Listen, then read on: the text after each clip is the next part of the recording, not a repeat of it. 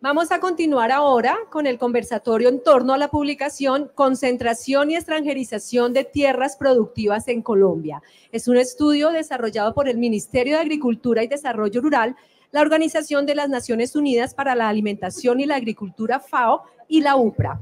El propósito de esta publicación es formular un marco conceptual, legal e institucional de la concentración y extranjerización de tierras rurales productivas en Colombia.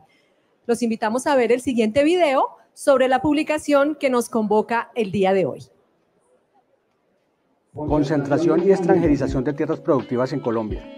La presente publicación es producto de un convenio de cooperación técnica entre la Organización de las Naciones Unidas para la Alimentación y la Agricultura y la Unidad de Planificación Rural Agropecuaria. En la investigación se desarrolla un marco teórico, jurídico, conceptual, metodológico e institucional sobre la concentración y la extranjerización de tierras rurales productivas en Colombia, en el marco de las directrices voluntarias sobre la gobernanza responsable de la tenencia de la tierra, la pesca y los bosques, en el contexto de la seguridad alimentaria nacional. La publicación propone un contexto y marco teórico general, así como un esquema conceptual específico para el caso colombiano, definiendo las categorías de concentración, acumulación, acaparamiento y extranjerización de tierras rurales productivas. El documento aborda dinámicas y procesos concernientes a la propiedad y tenencia de la tierra, las inversiones, el uso y acceso equitativo, pasando por la evolución jurídica y de política, estímulos positivos y negativos actuales, ventajas y límites. La publicación incluye un diagnóstico del caso colombiano, una propuesta metodológica para la identificación, observación y estimación de riesgos relativos a las inversiones de gran escala en tierras rurales productivas en Colombia. Adicionalmente destaca algunas observaciones y hallazgos y formula recomendaciones de política pública.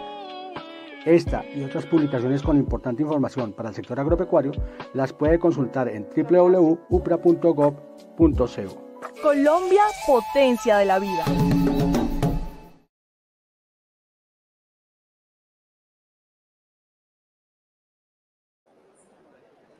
Ahora quiero darle paso nuevamente a la directora general de la UPRA, Claudia Liliana Cortés, quien nos realizará una presentación de contexto de este tema. Ese no es. Buenas tardes de nuevo. Yo voy a hacer una presentación muy corta respecto a el documento de extranjerización y concentración de tierras, básicamente porque tengo el gusto de contar en el panel de hoy con dos de sus autores y porque mucho del bagaje que está detrás de este documento lo vimos en la anterior presentación y es la construcción de la información catastral para este tipo de análisis. Siguiente. Bueno, a mí sí me está funcionando.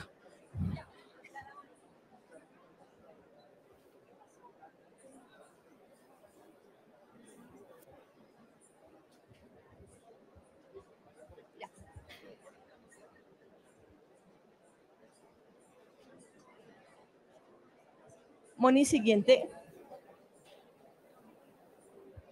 Bueno, este documento, gracias. Este documento fue lanzado o fue terminado en el año 2017 y no habíamos tenido la oportunidad de lanzarlo al público y esta es una oportunidad excelente, particularmente porque en este gobierno tenemos la oportunidad de generar este tipo de discusiones. Y básicamente, ¿de qué se trata? Es identificar desde el marco propuesto por la FAO de las directrices voluntarias para la tierra y los bosques, cómo debería considerarse la tenencia de la tierra y no cualquier tenencia, una tenencia pacífica y una tenencia productiva que no genere estos procesos de concentración y acumulación que vimos en la presentación anterior. Este documento se encuentra disponible en la página web de la UPRA y para todos aquellos que nos acompañan hoy de manera presencial, tenemos ejemplares para la entrega y su divulgación. Así que, por favor, acompáñenos hasta el final porque tenemos ejemplares de este documento tan interesante. Estos son los contenidos generales de la presentación. Y sobre qué vamos o sobre qué se basó el análisis que hicieron los autores. Básicamente en tres premisas: el acceso a la tierra, la disposición de la tierra y la solución del conflicto. ¿Cómo generamos acceso a la tierra? Lo que nos decía la doctora Gloria, reconociendo una tenencia y unos derechos legítimos que hay sobre ella y salvaguardando esos derechos. No es únicamente reconocerlos, hay que hacer un ejercicio estatal de salvaguardarlos. En la segunda línea de la disposición de la tierra, pues es promover y facilitar el goce de la misma, el goce productivo, el goce paisajístico, el goce recreativo. Y por último, la solución de conflictos, que también tuvimos una información bastante amplia al respecto, pero básicamente es promocionar un acceso a la justicia, que para este año pues tenemos la gran noticia de la jurisdicción agraria, que nos ayudaría a generar un acercamiento a esta proporción de justicia, a esta promoción de la justicia, y a prevenir las disputas, que es algo que nos hablaba el profe Duarte, pues que si nos quedamos únicamente con las cifras, pues no vamos a poder generar realmente una solución efectiva de los conflictos. En este documento, tal vez si yo leyera esta diapositiva y fuera lo único que les contara, hicimos la tarea. ¿Por qué? Porque sobre concentración, que usualmente es el tema que más ocupa agenda pública, hay una diversidad de conceptos que los autores hicieron un trabajo muy juicioso de ponerlos en blanco y negro para poder utilizarlos de manera correcta. Entonces, la concentración es la reconfiguración de la tenencia, y una reconfiguración que nos está generando necesariamente una mayor desigualdad, que fue lo que vimos en los libros, en el boletín de concentración. Y eso se ve o se refleja particularmente en la distribución y el acceso, que fue lo que vimos en el panel anterior, en los términos de derecho, que es lo que vamos a ver un poco en esta presentación, en los recursos económicos que están asociados a esa concentración, en ese poder económico que está detrás de la concentración de la tierra, y por lo tanto, en la misma forma, esa acumulación de bienes y servicios ecosistémicos que promueve o que se da, que es consecuencia de esa concentración. El acaparamiento es el proceso de control territorial a partir de la explotación económica. Básicamente es aquella que yo a través del uso estoy haciendo. No necesariamente estoy teniendo la tenencia, pero por ejemplo sí puedo tener arrendamientos o tener muchas áreas colindantes que tienen el mismo uso, usualmente homogéneo. Entonces estoy acaparando por medio del uso. La acumulación tiene que ver con lo que explicaba Carlos León, y es las UAF. Sí, hay unos predios baldíos que fueron entregados a un sujeto de reforma agraria, y este sujeto de reforma agraria tiene más de una unidad agrícola familiar, ya estaríamos ante un proceso de acumulación. Y finalmente la extranjerización, que para el caso colombiano es una de las situaciones más difíciles de identificar, porque como lo vimos en el panel anterior, la información no siempre nos permite llegar a este tipo de análisis, pero no necesariamente es la tenencia, la propiedad de la tierra por parte de un extranjero, sino a través de inversiones que puedan realizar empresas extranjeras. Esos conceptos nos están dando una línea interesante de acción tanto nacional como territorial, y entonces, por ejemplo, desde la extranjerización de tierras tendríamos que hacer unos ejercicios locales y municipales para mirar de dónde viene la inversión, cuál es el destino de la producción, cuál es la racionalidad de la inversión. Desde la acumulación de tierras, identificar la acumulación de UAF, y es la identificación de esos bienes de origen baldío, y por medio del acaparamiento de tierras, unos ejercicios un poco duros porque son locales, y cuando algo es local está uno muy cerca del conflicto y usualmente se me rebota el problema a quien hace la tarea, pero usualmente estamos viendo especulaciones inmobiliarias, usos del suelo y de los cultivos, problemas de derechos humanos, el uso de los recursos de suelo de sus asociados y unos arrendamientos constantes que nos están llevando a ese proceso de acumulación. Los autores hicieron un ejercicio muy interesante acerca de cómo este marco conceptual se articula con las directrices de gobernanza de la tierra de la FAO. Entonces, tenemos los conceptos de concentración y extranjerización, y tenemos identificado la multiplicidad de actores que están involucrados allí, una crisis que claramente no hemos solucionado y que está latente hoy en día, alimentaria, financiera y ambiental, y a eso tenemos que sumarle que el recurso suelo es un recurso limitado. No hay una máquina que genere más suelo, y entonces hay unos fenómenos en donde ya el suelo por parte de otros países está siendo visto como un bien de lujo, como un bien deseable. En el libro que les vamos a facilitar, vamos a encontrar un análisis muy interesante sobre la construcción histórica del proceso de extranjerización y particularmente concentración. Este proceso nos está hablando que incluso nosotros mismos, desde la institucionalidad colombiana, hemos casi que promovido que este ejercicio se dé a cabo, y les adelanto una conclusión. No necesariamente un mercado como el mercado de tierras en Colombia es un mercado competitivo, incluso es un mercado que debe ser regulado porque es un bien muy particular y requiere de la intervención del Estado.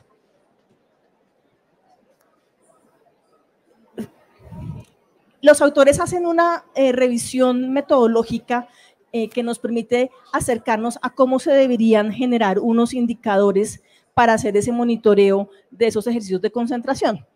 El primer paso es la identificación de variables. Aquí, de pronto, con la presentación anterior, chivié este ejercicio porque las variables que utilizamos en los documentos de distribución de la propiedad pues son unas de las variables que se identificaron en este ejercicio. Y finalmente, los análisis de datos. Esos análisis de datos nos están obligando a nosotros, o nos están poniendo el desafío de construir tipologías territoriales para hacer unos análisis diferenciados por escala. No es lo mismo analizar la concentración o la extranjerización a escala nacional, departamental, municipal o incluso por regiones de interés.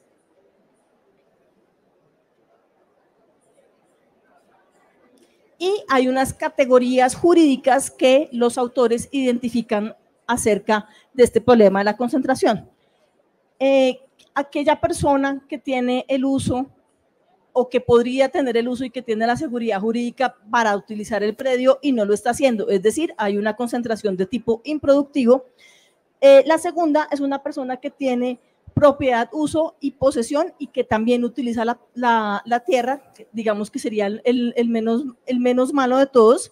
El de Hacienda es que básicamente son aquellas personas que, aunque no tengan la propiedad de la tierra, sí están accediendo a ella por medio del arriendo, y dada el riesgo inherente de las producciones agropecuarias, siempre quien es averso al riesgo está más propenso a dar su territorio, su tierra en arriendo, y estos procesos de concentración se pueden estar dando allí.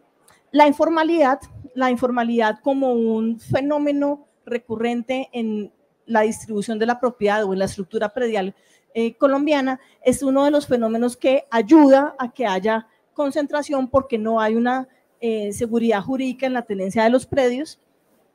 El quinto uso es el del uso, es aquella persona que únicamente tiene el uso, pero no necesariamente la tenencia del predio. Entonces, en el libro que ustedes van a poder revisar, van a encontrar el detalle de cada uno de estos tipos. Me quiero detener un poco en la informalidad, que era uno de las tipologías que estaban hablando los autores, y básicamente, ¿qué es lo que promueve la informalidad en Colombia? Los altos costos de transacción para ser formal. Si nosotros en la ciudad tenemos que ir al notariado, luego al registro, pagar aquí, pagar allá, hacer la vuelta, esto en el territorio rural es mucho más complicado porque no siempre los círculos registrales están cerca de donde uno está. La notaría es una notaría única municipal. Hay muchos fenómenos que ocurren en lo rural que hacen muy costoso y muy difícil volverse formal. Los mercados ilegales y la violencia, la doctora Gloria hizo un ejercicio muy interesante de explicación respecto a eso. La dificultad para acceder a los mecanismos judiciales que esperamos que pueda ser solucionado con la jurisdicción agraria, y pues todo lo que hemos hablado a lo largo de estos dos paneles, y es los diferentes tipos de información, fuentes de información que no siempre hacen fácil acceder a los derechos. Y básicamente nos están dando los tres tipos de concentración de las que estábamos hablando. Siguiente, Moni. Los autores hicieron un ejercicio de retomar lo que el IGAC en su análisis de tierras del 2012 hizo, y es hacer unos indicadores de Gini con base en el WAF, que es el Gini, Moni, creo que es uno adelante, el Gini de calidad. Uno adelante, por favor.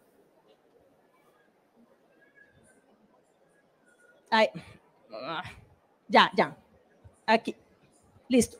El Gini de calidad. En el ejercicio de tierras del IGAC, el IGAC hace un ejercicio interesante para acercarse un poco a la distribución de la propiedad, no contra la equidistribución como lo vimos antes, sino comparándonos contra la UAF, y lo llaman el Gini de calidad, de tal forma que no nos comparemos contra lo que debería tener en un escenario de equidistribución, sino lo que debería tener en el municipio frente a su rango de UAF. Es un ejercicio muy interesante que los autores retomaron en el proyecto. Esta es una de las estudios de caso muy interesantes que se dan en el libro. El primero es en Puerto Gaitán, de 22 predios que los autores investigaron, 22 eran de origen baldío. Ahí ya tenemos un problema grande. 14 habían sufrido procesos de englobe, es decir, que la autoridad catastral había generado todo el proceso de volverlos un solo lote a partir de lotes chiquiticos, de predios chiquiticos.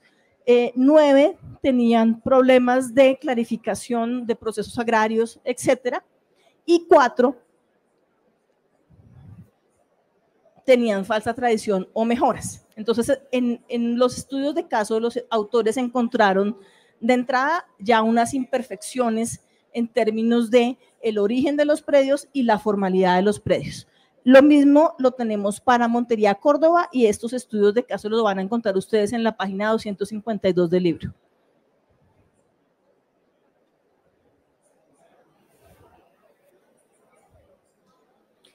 Esta es una diapositiva que quiero mostrarles porque la UPRA y otras entidades que han venido haciendo ejercicios similares ya han identificado y apropiado estas variables para hacer sus respectivos análisis. Entonces, aquí tenemos la variable de índice de suelos potenciales para adecuación de tierras, es un ejercicio que realizamos en la UPRA, la existencia de adecuación de tierras, la producción agrícola, la cartera agropecuaria ICR-LEC, etcétera. Son una serie de variables que los autores proponen desde las dimensiones analizadas para que sean utilizadas en esa construcción de los indicadores. Siguiente, Moni.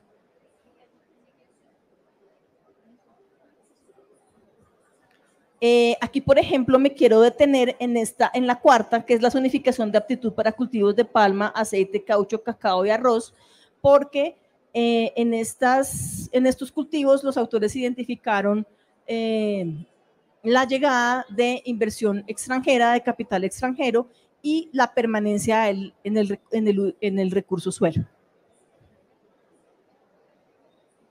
Estas son las conclusiones del estudio que ustedes van a poder identificar en el libro. Yo las voy a trabajar muy rápidamente. Una de las conclusiones del libro es que incluso el mismo uso del suelo es una de las variables más importantes o uno de los resultados más importantes en todo este proceso de acaparamiento. Ni siquiera son la violación, por ejemplo, al límite de acumulación de UAF, sino a través del uso, es decir, a través de otros medios de acceso a la tierra como el arrendamiento, donde se está configurando más el proceso de concentración. Usualmente está asociado a economías o a proyectos productivos, a sistemas productivos de gran escala empresariales. Nosotros como hacedores de política pública o como planeadores, deberíamos generar todos los mecanismos de acceso y uso aprovechable y sostenible del territorio para prevenir este tipo de fenómenos. Definitivamente atacar la informalidad, porque detrás de la informalidad, es decir, la ausencia de la seguridad jurídica, se esconden fenómenos de concentración, porque se cree que no hay una tenencia, pero en realidad sí hay alguien haciendo un uso a gran escala de esos territorios. Lo que nos contaba en el panel anterior Óscar Romero, el mercado de tierras transparente es fundamental para evitar los procesos de concentración, unos precios que se formen por oferta y demanda, unos estados territoriales o unos entidades territoriales fortalecidos, porque ellos son quienes están haciendo el mandato del uso del suelo para que ese mercado de tierra sea transparente. Y en la parte inicial del documento hay un ejercicio muy interesante de cómo nosotros como Estado colombiano a lo largo de nuestra vida republicana casi que hemos incentivado que esos procesos de concentración se den. Y finalmente, lo que ya hemos trabajado tanto en el panel de la mañana de mercado de tierras como en el anterior de distribución de la propiedad, nos enfrentamos con los problemas de la información. No contamos con la información o la información que tenemos no se habla entre sí. Entonces, algunas veces es muy difícil de identificar procesos especulativos de concentración, de acaparamiento, porque con la información disponible no lo logramos. Yo los quiero invitar a que nos acompañen porque en el panel de expertos nos están acompañando dos de los autores del libro, a quienes invito, por favor, a la tarima, la doctora Marta Carvajalino, viceministra de Agricultura.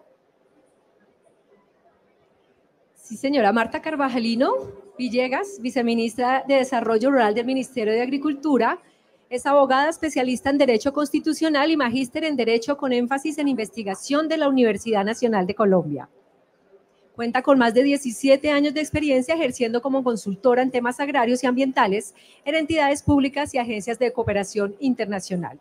Desde 2016 ejercía como procuradora judicial para asuntos ambientales y agrarios de la Procuraduría General de la Nación.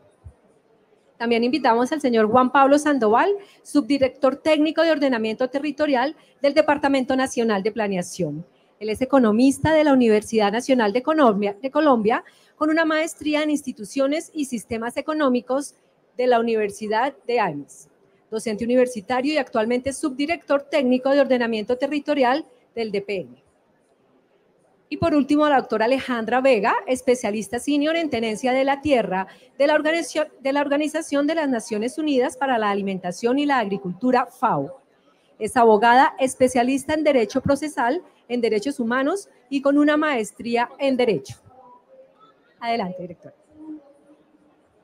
Bueno, tenemos un panel de lujo, los autores del libro que yo les acabo de mostrar muy rápidamente. Entonces, una pregunta que no estaba en el libreto y que les quiero hacer a la presentadora, ¿qué se le quedó en el tintero y qué es importante que ustedes conozcan y que los incentive a leer el libro? Buenos días a todas, a todos. Yo quisiera en primer lugar agradecerle a la UPRA haber recuperado este trabajo y sacarlo a la opinión pública, porque parte de las dificultades que tenemos es no dar en público los debates sobre la tierra y es quizá lo que nos tenga parados en las grandes discusiones sobre la modernización del campo. Yo creo que la exposición fue súper exhaustiva, llega a las conclusiones, presenta los indicadores. Yo resaltaría dos cosas que tal vez no quedan de manera muy fuerte o más bien hacer énfasis.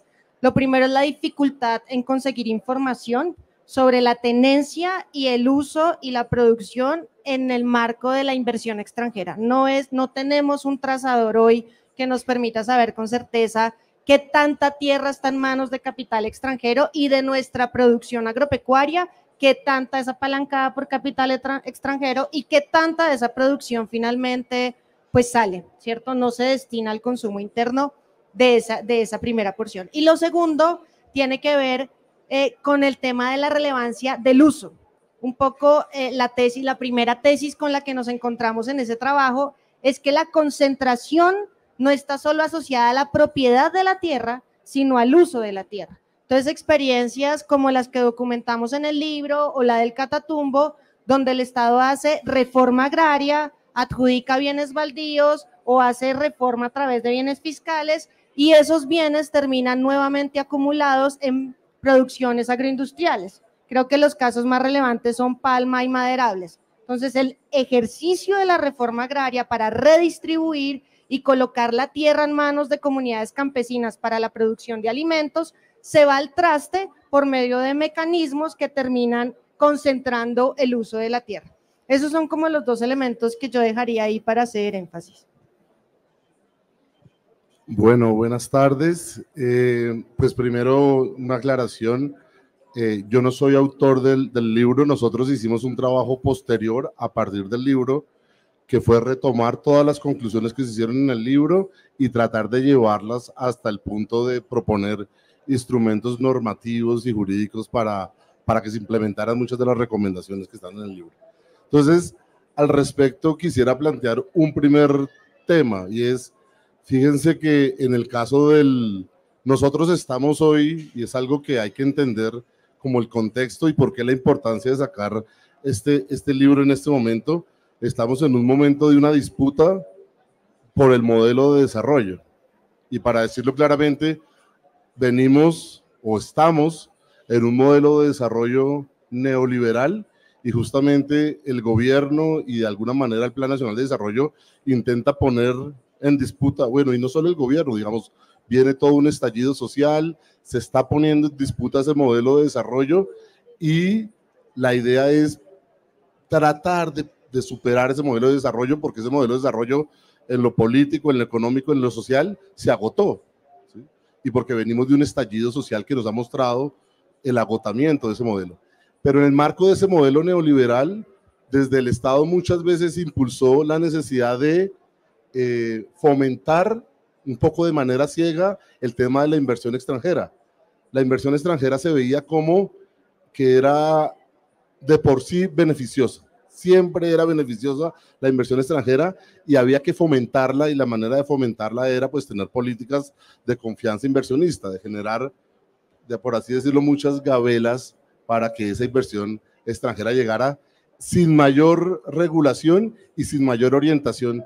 Yo creo que un poco el timonazo que hay que dar hoy es, no se trata solamente de fomentar de cualquier manera o cualquier tipo de inversión extranjera, sino que en efecto necesitamos la inversión extranjera, pero una inversión extranjera que sirva para unos propósitos de desarrollo endógeno, regional, territorial, de desarrollo nacional, que son los que nosotros estamos considerando y en los cuales el Estado tiene que tener un rol fundamental en la orientación.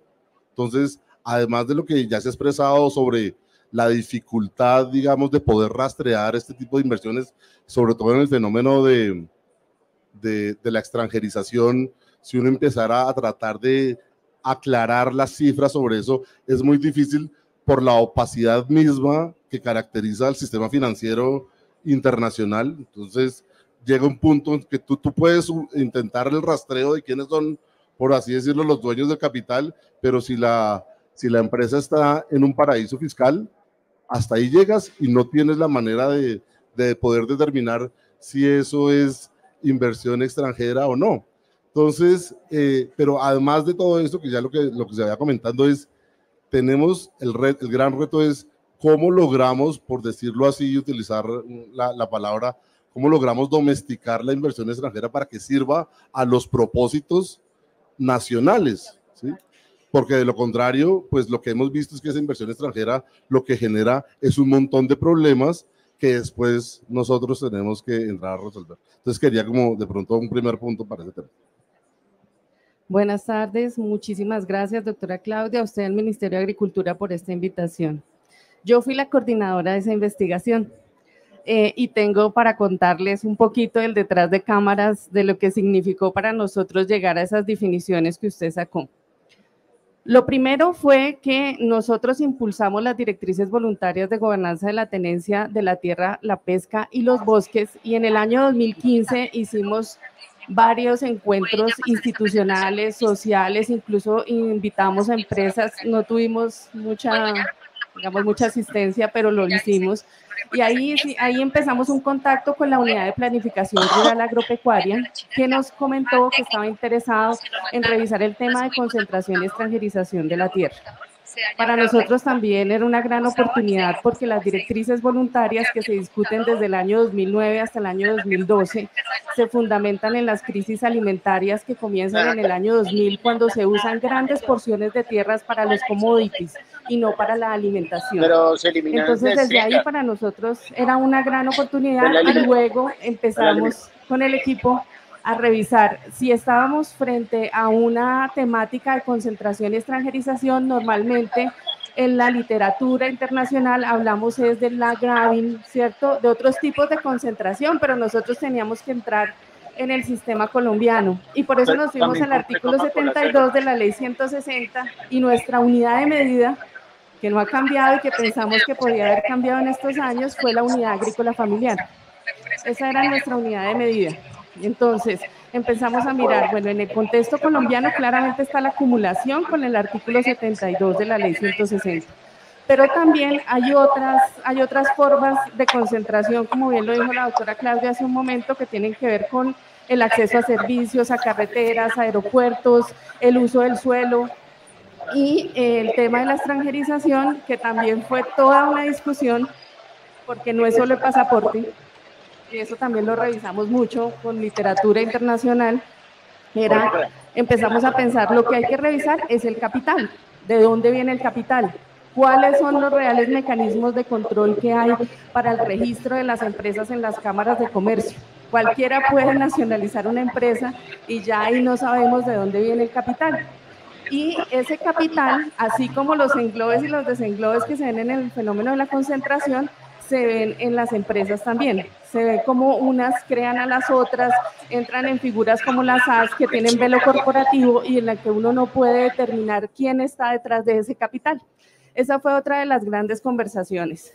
Y ya para elegir nosotros los dos casos de estudio, nos fuimos también a la literatura, siendo la Altillanura el gran laboratorio de inversiones sobre la agroindustria en Colombia, y además escogiendo nosotros en Córdoba, el departamento de Córdoba, porque las víctimas son una realidad en este país, el desplazamiento forzado es una realidad en este país, la desaparición forzada, y necesariamente teníamos que ir a territorios donde se hubieran dado estas variables, y ahí estaba Córdoba. Nuestro presupuesto era corto, por eso ustedes ven que los estudios de los, digamos, de los predios no son tan amplios, pero lo que hicimos fue revisar cartográficamente donde nosotros veíamos, la literatura nos decía que concentración hay cerca de las carreteras, cerca de los aeropuertos, ahí buscamos los lotes que eran superiores a una unidad agrícola familiar para el caso de Puerto Gaitán, y en el caso de Montería también empezamos a ver englobes y desenglobes y nos fuimos por una carretera. Cuando ustedes vean en el libro van a ver que nuestro estudio de caso va por una carretera y eso tiene una razón de ser. Las carreteras son importantes cuando se quiere concentrar, ¿sí? Luego de eso, pues ya hacemos el estudio, nos vamos también, hacemos estudio, hacemos entrevistas en los lugares con las autoridades propias, hicimos en Puerto Gaitán, con empresas también, nos recibieron algunas, otras no. En Montería también revisamos con la oficina de registro, con las CAR, como decía Gloria Cuartos hace un momento, y descubrimos que no hay control a la iniciativa privada. No hay control al uso del suelo, no hay control al agotamiento del recurso suelo. El agotamiento del recurso suelo es general, es para toda la nación y luego tendrá que responder el Estado, no es de particular.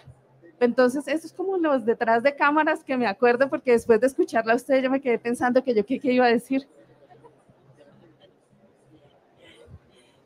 No, ese detrás de cámaras es muy importante porque se ven dos gráficas con unas barras, pero conseguir esas dos gráficas con esas barras fue un trabajo muy arduo de tocar puertas, de revisar folios de matrícula, de recibir portazos en la cara. Entonces ese detrás de cámaras es muy importante.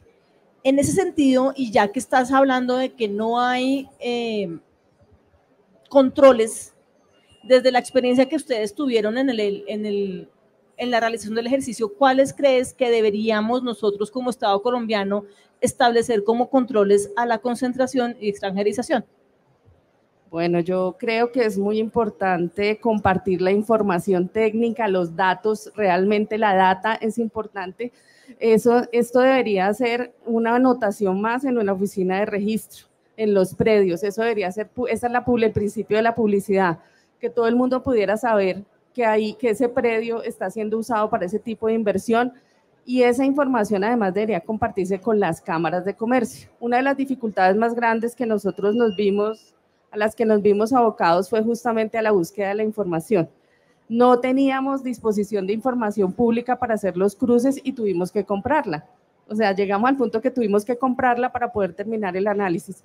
Yo sí creo que hace falta mucha regulación y así como usted lo mostró hace un momento que nosotros hicimos un análisis escalar, efectivamente debe hacerse desde el nivel nacional y desde el nivel territorial también. Digamos, este es un ejercicio que podría ser parte del Sistema Nacional de Reforma Agraria, con las entidades que están ahí involucradas, con el Ministerio de Comercio, con el Ministerio de Agricultura, pero que requiere también mucho trabajo territorial. No es un ejercicio que se pueda hacer solamente desde arriba, requiere hacerse el ejercicio desde abajo también, para que las oficinas de planeación también se sientan apoyadas, acompañadas, las corporaciones. Porque, por ejemplo, nosotros encontramos en Puerto Gaitán a un Cormacarena muy preocupado por el agua subterránea que estaban usando los privados en Puerto Gaitán, y no hay ningún control al uso del agua y al agotamiento del agua subterránea. Entonces sí hay que, digamos, yo creo que hay que darle publicidad, que hay que hacer coordinación, que hay que mirar cómo se trabaja desde arriba y desde abajo este tema. Juan, la misma pregunta ahora desde tu papel en DNP. Sí, justamente creo como que hay dos líneas de acción. La primera que tiene que ver con la regulación y donde ahí se requiere pues avanzar mucho en los temas que han sido mencionados, de información, mejorar sistemas de información y regulación, pero no basta, porque se requiere también propuesta, ¿sí? Es decir, bueno, y si no es eso, entonces, ¿qué vamos a hacer? Yo vuelvo con el tema del modelo neoliberal. El modelo neoliberal, entre muchas cosas, también tuvo como consecuencia el debilitamiento de las capacidades de planeación del Estado. Esa es una de las consecuencias, un poco caricaturizando, pero como el mercado es el que asigna, entonces el Estado que simplemente se dedique a la regulación, y perdimos esa capacidad de planeación que desde el Estado es muy importante, y considero que el actual Plan Nacional de Desarrollo es una invitación y es una oportunidad para fortalecer esas capacidades de planeación. No estoy hablando del Departamento Nacional de Planeación, sino de planeación en general, para construir una estrategia nacional de desarrollo, pero ahora teniendo unas particularidades, y es que esa estrategia nacional de desarrollo tiene que estar articulada a los temas de ordenamiento territorial y tiene que estar articulados a los temas ecológicos y ambientales y a la adaptación, digamos, al cambio climático, todo ese tipo de consideraciones, y tiene que tener claramente esa estrategia nacional de desarrollo pues un enfoque territorial. Ya no podemos volver a las viejas escuelas de planeación un poco muy pensadas, es así, desde el Departamento Nacional de Planeación, ¿no? Desde Bogotá pensando todo el país, sino que tenemos que entrar a una lógica de planeación territorial, de planeación regional, de pactos, que es un poco lo que quisiéramos impulsar, de pactos territoriales con muchos actores, comunidades, organizaciones, autoridades locales, las autoridades nacionales, las entidades. Hoy lo que vemos es que todas las entidades nacionales tienen una priorización territorial. El Ministerio de Agricultura tiene una priorización, el Ministerio del Medio Ambiente tiene una priorización, las oficinas y las entidades encargadas del tema de paz tienen otra priorización, y el tema es que yo no sé si se están hablando todas esas priorizaciones o no se están hablando. Los que están encargados de los temas de pobreza tienen otra priorización, y todo el mundo está territorializando sus apuestas en el Plan Nacional de Desarrollo sin que esas territorializaciones se estén hablando las unas con las otras. Creo sí que es un poco competencia del Departamento Nacional de Planeación empezar a generar esos diálogos, pero creo también que ese diálogo no es solo entre entidades, que esos son unos pactos territoriales que hay que hacer, donde las comunidades y las organizaciones tienen que entrar, y también creo que también hay una oportunidad muy fuerte de un proceso que se está liderando desde el Departamento Nacional de Planeación, que es la misión de descentralización. Y entonces la misión de descentralización es la manera de repensar un poco o de empezar a echarle insumos a eso que tiene que ser, creo yo, una de las grandes reformas que tiene que proponer este gobierno, que es la reforma al Estado, porque en últimas, y para volver al primer punto, pues tenemos un Estado neoliberal y hay que empezar a dar ese timonazo. Me encantan los panelistas que se ponen trabajo a ellos mismos. Que pensé que la doctora Marta iba a quedar con la tarea, pero no. Muchas gracias, Juan. Doctora Marta, en días pasados la señora ministra nos puso en una tarea a todos de buscar una normatividad, una ley que regulara la extranjerización en Colombia y encontramos dos, que solamente en nacederos de agua o en las fronteras internacionales estaba prohibido que un extranjero tuviera propiedad sobre la tierra, pero no encontramos ninguna más.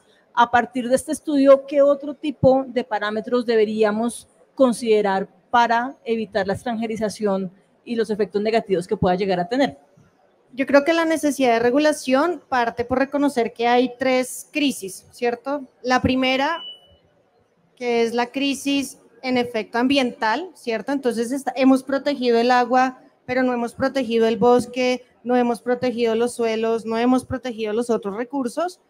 Tenemos un tema de fronteras que se obedece a la seguridad nacional, pero hoy quizá la crisis alimentaria sea un tema de mayor seguridad nacional que el mismo control de las fronteras, y la crisis del hambre nos dice, oiga, esos suelos que son finitos, que están degradados, que empiezan a ser escasos, hay que protegerlos. Si no protegemos los suelos que nos quedan para producir alimentos, nuestro tema de seguridad alimentaria pues va a pasar a ser un tema de seguridad nacional. Y eso en relación con la extranjerización, pues tiene que ver con que la compra de esos predios, de esos suelos para producir alimentos en manos de extranjeros, en marco de una crisis global de producción de alimentos, nos pone a nosotros en una desventaja en términos de la seguridad y de la soberanía alimentaria de orden nacional. Entonces, frente a esas crisis, yo sí creo que hoy amerita cómo avanzar en algunas medidas.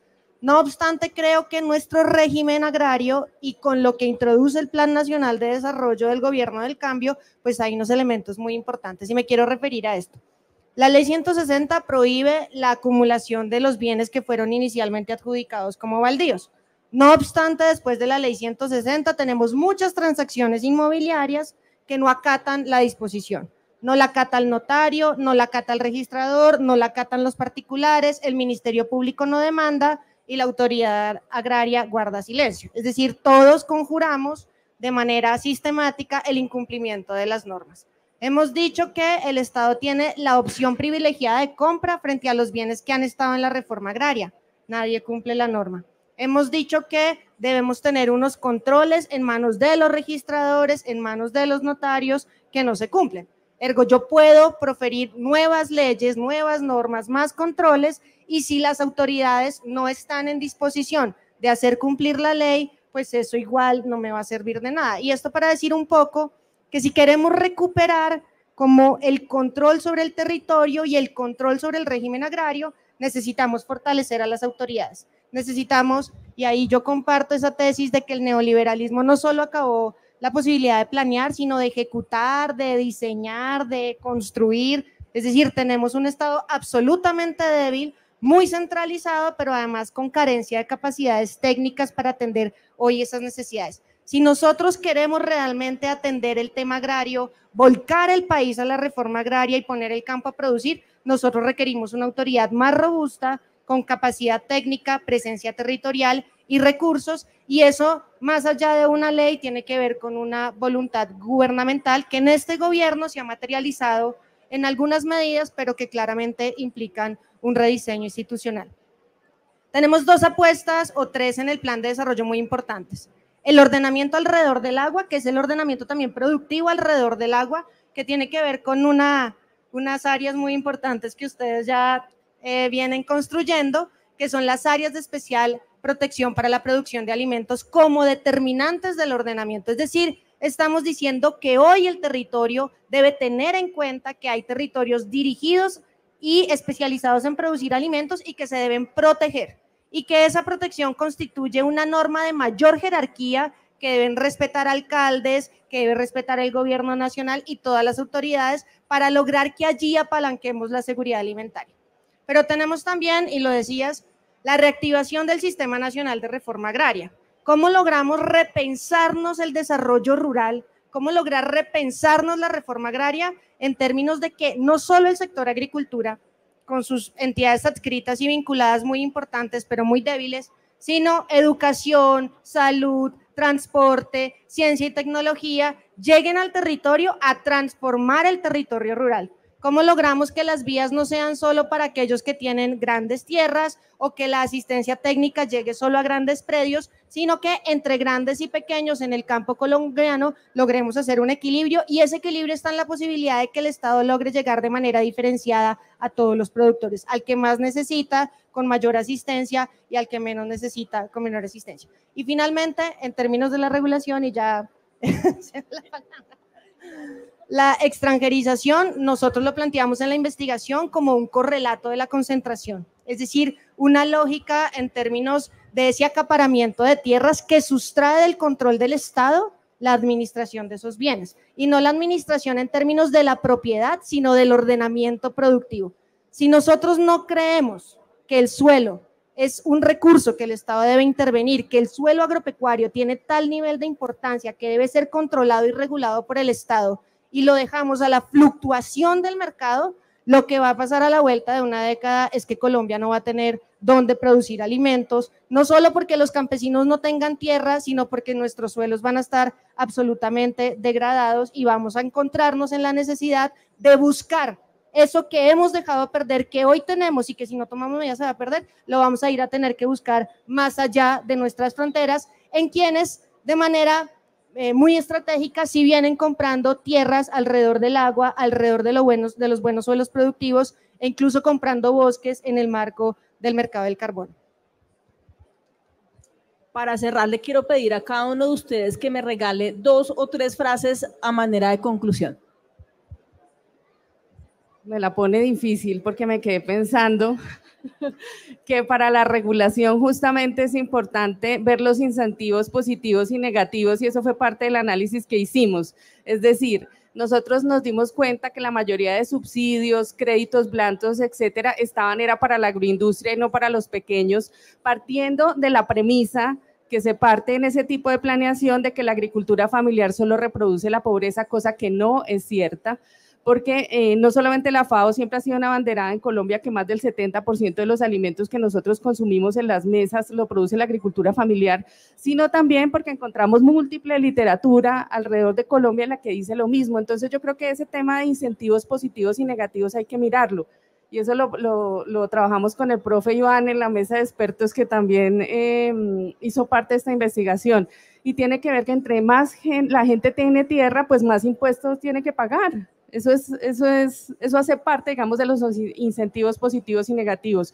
Y el hecho de que el pequeño y de que la agricultura familiar también tenga derecho a subsidios, también tenga derecho a créditos blancos, también tenga derecho a asistencia técnica. Bueno, yo quisiera, digamos, como para concluir, que este tema de la concentración y la extranjerización de la tierra, como se ha venido hablando a lo largo de la tarde, también, y es obvio, tiene mucho que ver con el conflicto armado. Entonces, ¿qué pasa? ¿A qué estamos? ¿Qué es lo que está pasando hoy? Hay todo un proyecto económico, político y social, yo diría de impunidad y de olvido, y de pasemos la página y olvidémonos de todo lo que ha venido pasando en el conflicto armado, y eso implica que ese conflicto armado creó un orden muy favorable para ciertos actores que ahora intentan legitimar y legalizar ese orden que se creó en el marco de la guerra.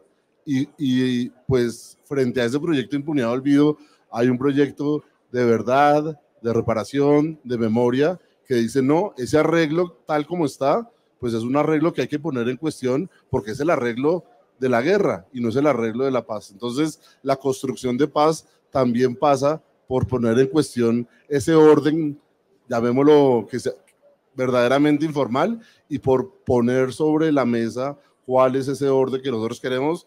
Y creo que en ese sentido hay unas apuestas interesantes en el Plan Nacional de Desarrollo, el tema de la prevalencia y la jerarquización de los determinantes del ordenamiento territorial ayuda, digamos, a blanquear, a poner en la discusión este tema de qué es lo que nosotros queremos en los territorios, pero hay otro tipo de apuestas, la apuesta por la reforma agraria, la apuesta por el catastro multipropósito, la apuesta por la descentralización, bueno, y otras apuestas. Entonces, la última frase sería: aprovechemos la oportunidad que nos da este Plan Nacional de Desarrollo, pues planeación un poco siempre va a llevar a todas partes el Plan Nacional de Desarrollo, que nos costó mucho trabajo, y todo este tipo, es una concertación, o sea, ahí pues es una construcción social en el marco de la democracia, pero creo que es una oportunidad y creo que también que eso es una oportunidad para empezar a pensar una transición, ¿no? El gobierno no, en 4 años o en los 3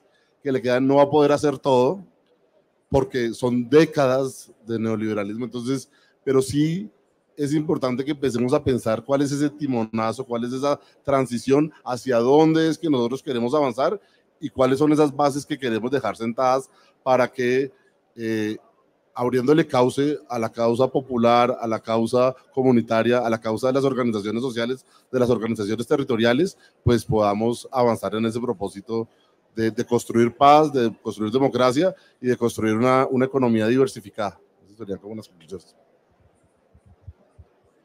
Yo diría que en esos 3 años que nos quedan como gobierno, lo importante es cambiar la forma en que entendemos el campo colombiano y poner la reforma agraria al centro de esta discusión sobre el campo colombiano. Nos va a permitir que los suelos que no están siendo usados adecuadamente se redistribuyan y logro redistribución de la tierra, mayor equidad y participación en el campo colombiano de los campesinos en la tenencia de la tierra y mayor producción alimentaria.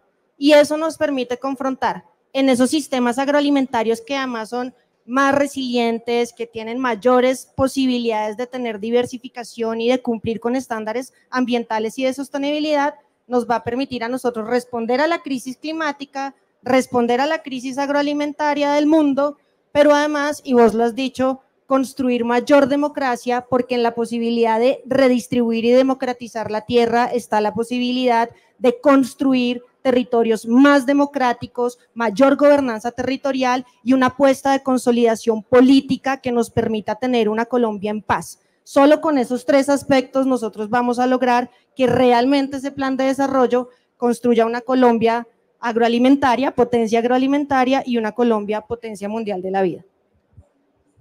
Desde la UPRA nos sentimos muy honrados con la participación de estos expositores en este panel.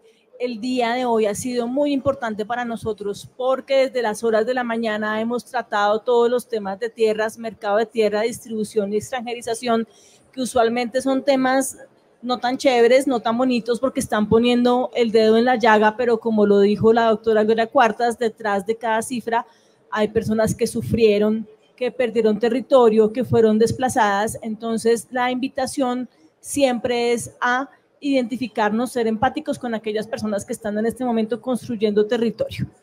Muchísimas gracias a nuestros panelistas y los invitamos a que se queden porque vamos a tener un momento, bueno, quienes no han tenido acceso al libro, todavía tenemos ejemplares para que se acerquen y bienvenidos hasta el domingo en su stand de la UPRA. Muchas gracias. Muchas gracias a la directora general de la UPRA, Claudia Cortés, a sus expertos invitados a este panel sobre concentración y extranjerización de tierras productivas en Colombia. Mis compañeros de la UPRA están en este momento entregando los ejemplares de esta publicación.